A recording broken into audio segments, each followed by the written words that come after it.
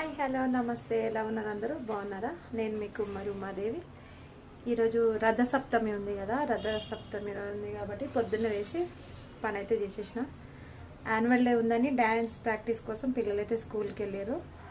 అయితే వాళ్ళు వచ్చేలోపు ఇక వంట అయితే చేసేస్తున్నా. 12:30కి వస్తారు. అంతలోపు వంట అయితే కంప్లీట్ అయిపోయింది. మీరందరూ పూజ చేసుకుర్రా? అదొక్కటి చెప్పండి. ఈరోజు సూర్యభగవాను పూజ అంటారు కదా, జిల్లేడాకులు రేణు వాళ్ళతో స్నానాలు చేస్తారంట. మేమైతే చేయలేదు ఎప్పుడు. ఇక ఫస్ట్ ట్రై చేయాలి నెక్స్ట్ ఇయర్. ఇక తెలియదు కాబట్టి చేయలేదు. అలాగే మీరందరూ ఏం చేస్తారు? వంటలు అయిపోయినాయా? మన ఛానల్ కొత్తగా ఎవరైనా చూసినట్టయితే ప్లీజ్ లైక్ చేయండి, షేర్ చేయండి, కామెంట్ చేయండి, సబ్స్క్రైబ్ చేసుకోండి. 1000 మెంబర్స్కి దగ్గరలో ఉన్నాము. ప్లీజ్ సపోర్ట్ చేయండి ఈ కుమ్మరి ఉమాదేవి. ఇప్పుడైతే నేను లంచ్కి ఏమేమి వండానో చూపిస్తాను కదండి.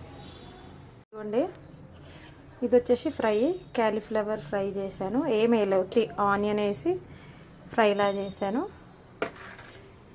Cauliflower fry. నెక్స్ట్ కొబ్బరి పాలతోటి అన్నం అయితే చేశాను. ఈరోజు పూజ చేశాను కదా, దేవుడికి దగ్గర కొట్టిన కొబ్బరికాయతో పాలు అయితే తీసి ఇట్లా కొబ్బరి పాలు అన్నం అయితే చేసేసిన. చూడండి, అన్నం అయితే సూపర్ వచ్చింది. టేస్ట్ కూడా బాగుంటుంది. ఎప్పుడు బగారన్నం కన్నా అదే ట్రై చేస్తాం కదా ఎక్కువ. సరే, ఇట్లా కొబ్బరిపాలు అన్నం కూడా ట్రై చేయండి. నెక్స్ట్ వచ్చేసి పప్పు చారు, అంటే కొంచెం కందిపప్పు పెసరపప్పు వేసి చేశాను పప్పు చారు. అయితే ఈరోజు రథసప్తం కదా, నాన్ వెజ్ తినొద్దని అనుకున్నాను, అందుకనైతే వెజ్ చేసిన.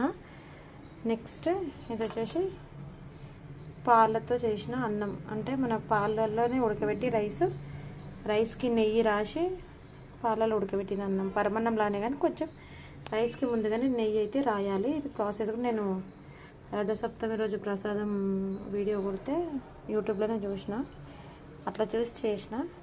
ఓకేనా? ఈరోజు అయితే ఈ 4 వెరైటీలు అయితే చేసిన. ఓకేనా? Please like and share, subscribe. మీ కుమ్మరి ఉమాదేవి. ఓకేనా? బాయ్.